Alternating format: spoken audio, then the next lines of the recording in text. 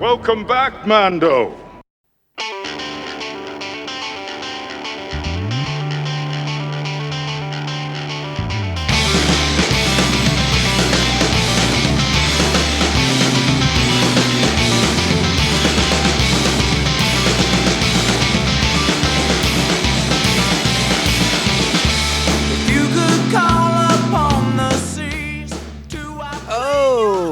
Oh, greetings, Bucketheads. Mayvar Tagar. Welcome to our 348th Kyber Crystal Crisis episode of Mandovision. I am your host, Nargai Tom, and thank you so much for checking out this small, independent Star Wars podcast. We're so glad you're here. Reach out to us on the socials at Mando_Vision on X and Insta. You can email the show, mandovisiontom@gmail.com. Be sure to like, subscribe, follow, and share this show with all the Mandalorians in your covert. All right, Bucketheads, we are back for part 2 of In the Name of the Rebellion, continuing to kick off our coverage of the final season. I'm sorry, not coverage, because it happened already, but this is a rewatch of the final season of Star Wars Rebels. And as we talked about last episode, we're to the point of the show where everything's coming to a head. We're beginning to get in line with the events of Rogue One, Andor, and of course, leading off to Star Wars Episode 4. So a lot of things are coming into play here that have a significant impact on the original trilogy from this point on. Like, all the pieces are into place, and I really enjoyed this two-parter. The conflicting ideologies of Saw Gerrera and his partisans, good lord, his partisans versus Mon Mothma in the main heart of the Rebel Alliance. And this episode also helps to crystallize, just like last one did. This really shows the differences. Ezra's in a position where he wants to help his people. He doesn't understand the politics that are involved, the need for a calm and measured hand, as opposed to just springing into action and taking bold steps and bold initiatives. So spending time with Saw Gerrera reminds him why he's with the rebels that he's with, because he is there to help people, and Saw's just there to win the war. The battle's all that matters, and he's not there for anything other than victory. Any innocence in the way, they shouldn't have been there in the first place, according to Saw Gerrera. So this is where we are. We left our characters in a position, Sabine and Ezra, probably the most susceptible to Saw's rhetoric, of being people of action. That probably resonates with those two younger members of the team more than some of the others. So they could be swayed, and that's what Hera's concerned about. But Kanan and Hera don't follow Saw Gerrera after the events of the first part. Obviously, they didn't know where they were going, but they didn't plot a similar course. So they just waited, right? So we're focused on Saw, Ezra, Sabine, and Chopper in this one as they infiltrate a shipping facility, and not an Imperial shipping facility, a civilian shipping facility. One of the one of the things that this episode begins to highlight is sort of the growing paranoid delusions of Saw Gerrera. Now, he's not huffing on gas in this one like he was in Andor, but certainly there is we begin to see hints of Saw coming unglued, as it were, mentally. So let's get into the episode. I really am excited to talk about this one. So let's go ahead and get our episode particulars out of the way. This is Star Wars Rebels, Season 4, Episode 4, In the Name of the Rebellion, Part 2. Original air date, October 23rd, 2017. After being separated from Hera and Kanan, Ezra and Sabine join the desperate quest of Saw Gerrera to hunt down the Empire's elusive secret superweapon. Which, well, we'll get there. We'll talk about that a little bit more on the other side.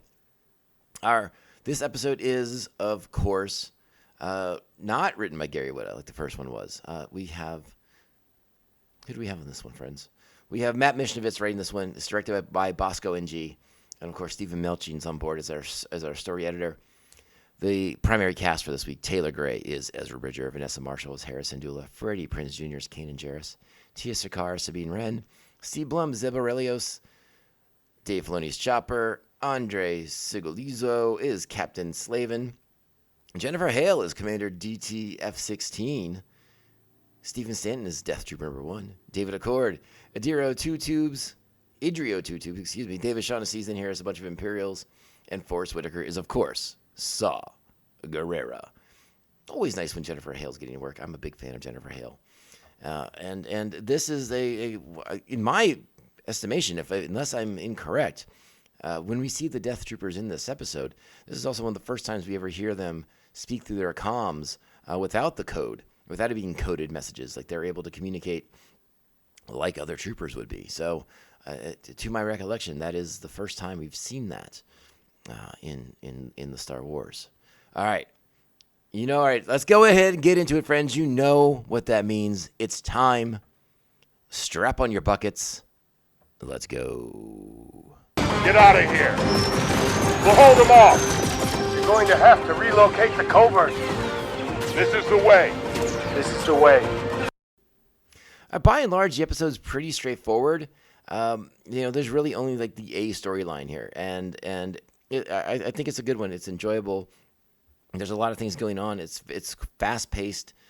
We pick up right where we left off. Right, we're in Saw's U-wing.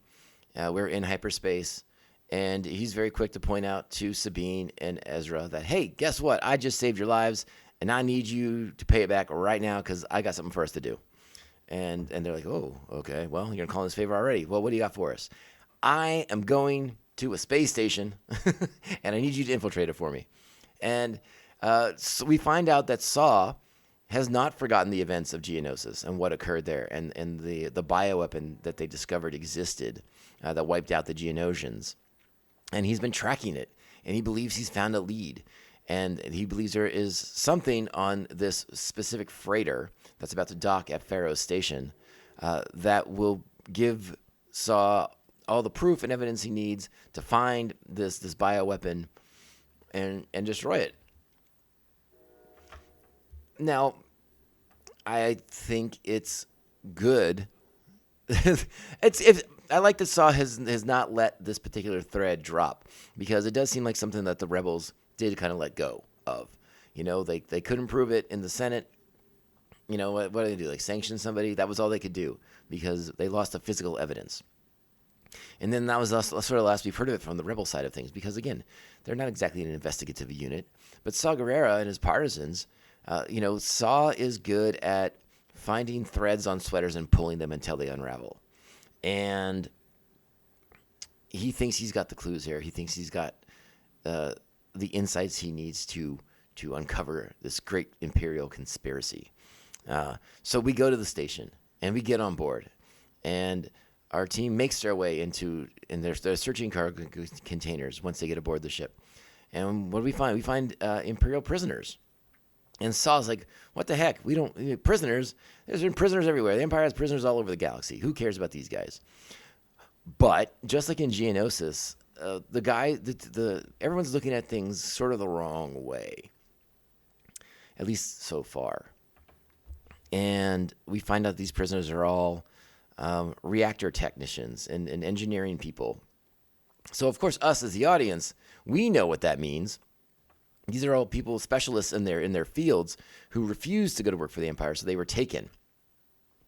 And presumably we're going to be forced to work on the Death Star project. We don't know that for certain, but that seems to be a reasonable assumption. But Saw is disappointed because it's not what he wanted to find. Meanwhile, again, there's Imperials all over the ship. Again, it looks civilian, and that throws off Ezra and Sabine a little bit. They're like, this is an Imperial ship. But like Saw likes to say, hiding in plain sight. So they're using civilian transports to move about the galaxy without drawing attention to what they're doing. But there's stormtroopers on board, and we find that there's also Death Troopers on board, because we make our way further into the ship to investigate more, to find what Saw's looking for, and we do find something, a big block of carbonite, and Death Troopers, again, like I said, Death Troopers. And we get, again, great combat, a good sequence with Saw, moving through the smoke and the shadows, Ezra drawing them out with a lightsaber. There's a lot of really good stuff on here. And we find out that the carbonite thaws, and what do we find? We find a giant kyber crystal, and an unstable kyber crystal, because the bigger they get, the more easily they are to go explodey boom boom. And this Saw begins to start putting pieces together. It takes a little bit, but he's the first one to utter the word super weapon, and he believes. And it's funny too. He mentions technician, right? Like a specific thing. And I wonder if sort of like, yes, we just found those reactor techs and all those other things, but I wonder if Saw is referring to the one that maybe he aided a few years earlier, and maybe whose daughter is part of his partisans still at this point. Don't know for sure. It's not specific enough, but he keeps it singular when he says the word, and it's not plural to imply the ones that they just encountered. So again, Saw's a little bit more clued in because of his relationship to the Ursos. So again, he's got a little bit more information than maybe most anybody else in the rebellion. But the extent of what he knows is unclear, I suppose, at this point. So he begins to put this together. But Saw's also, we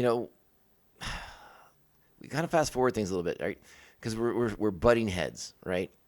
Because Saw does turn on Sabine and Ezra, because he knows how they are. He knows that they're not extreme like he is. So he stuns them.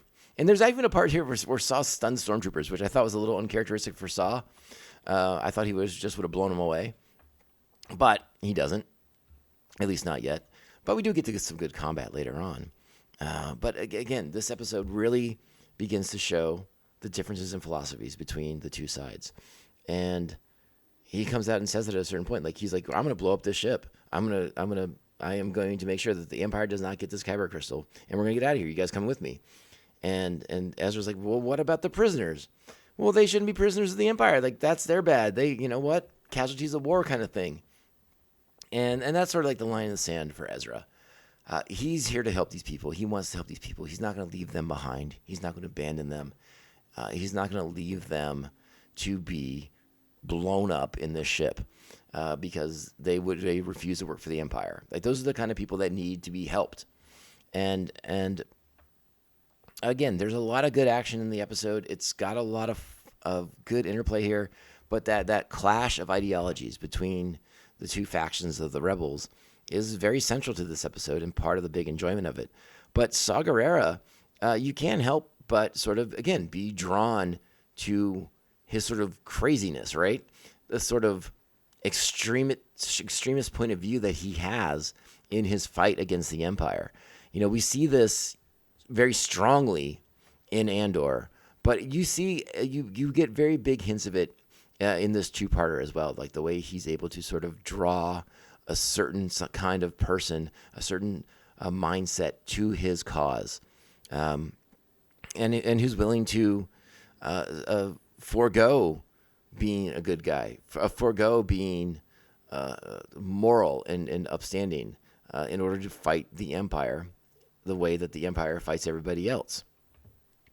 And so our heroes who stand up and are there for the people, to defend the people, to aid the people. Again, I love exploring that. I think it's a fascinating element of it. It's one of my favorite things that they really dive into and get their teeth into in Andor. But I think they do a nice job of it too in this animated series. So pay attention to those things. It is really, really good. And of course, our heroes are able to get a hold of Kanan and Hera, who come to the rescue. They are able to get the prisoners out. But yeah, Saw does blow up the ship. Saw makes that kyber crystal completely unstable, turns it into a bomb basically, and blows the holy heck out of that cargo freighter. Again, sort of highlighting the extreme differences between philosophies of Sabine and the rest of Sabine and Ezra and the rest of the Spectres, because again, we know that Sabine and Ezra like to blow things up, but it's tactical. It's not just wanton destruction, I suppose. There is a bit of a difference here. Saw was willing to sacrifice innocent people to do it. Meanwhile, Sabine and Ezra are the ones who stay behind to make sure the ship is evacuated of non-Imperial personnel. And at least the prisoners, I think it's mostly droid automated. And then you got like the stormtroopers, and we're less concerned about them getting off the ship, obviously. But of course, Imperial reinforcements arrive because, again, we're going to the Tanis sector, right? And Saw's convinced that we're going to get to see what the big secret is, and the Death Star would stand revealed before us. But no. It's just a Lone Star Destroyer there to receive the goods. And we get to blow that up, too. That's sort of the fun part on Saw Gerrera's part, as he and his friend escape in the Y-Wing, causing as much maximum damage as they can. But yeah, again, as we close out the episode, the pieces of the puzzle are sinking into place. Kanan points it out. It's like, wow, that's weird. We've stopped the Empire with Kyber crystals before. Like, what's the deal? We, as the audience, again, we have the upper hand here. We know what's going on. We know what's happening. And yeah, it's just, I just like it. Like, I love the way they're sort of teasing out the Death Star right now. Now, again, they're going to have other things on their plate here momentarily, but I do really like the way we're sort of setting things up for Rogue One, for the events of Andor and what's to come in A New Hope. Really well done episodes. I think they're a little underrated when you look at their reviews online. I think it's a solid 8 buckets on this one. Easy sneezy. Again, good action, good dialogue, and the ideology clash. I am a big fan of it. Here for it all day. Let's get after it. And with that being said, my friends, we're going to wrap this one up. Another great episode of Star Wars Rebels is in the books, and we'll be back next week to talk about even more Star Wars Rebels. Stay tuned. Make sure you're subscribing on the feed, because we're dropping bonus episodes every now and then, talking about things in the news, the comics, the books, everything that's happening. That when I get a chance to consume it, I'm coming on doing bonus shows to talk about it. So stay tuned for those. Make sure you're subscribing. And hey, thanks for being here. I truly appreciate everyone who takes the time to download or stream this show. I really appreciate all the support over the years. Thank you. Buckethead Nation, you continue to blow me away with your love and support. You are the reason I'm here and continue to do this show. Love you guys and gals out there, and they, thems out there. We'll keep on being here, because I will keep on being here for you. All right, going to close it out. I don't know if I have anything else to say, but go out there, be great Star Wars fans, kind, supportive, understanding, respectful, respectful, tolerant. I'm tripping over myself a little bit as we close out here, friends, but that's all right. We're going to rally and do it again next week, okay? In the meantime, keep doing your thing. Be awesome people, and we'll be back next week. Remember, this podcast, it only ends one way. This is the way. This is the way. This is the way. This is the way. I suppose you'll be heading out. I'm not. You should. It's against the creed. I gave you my word. I'm with you until we both fall. You really buy into that bantha fodder? I do. Good. I would like to see the baby.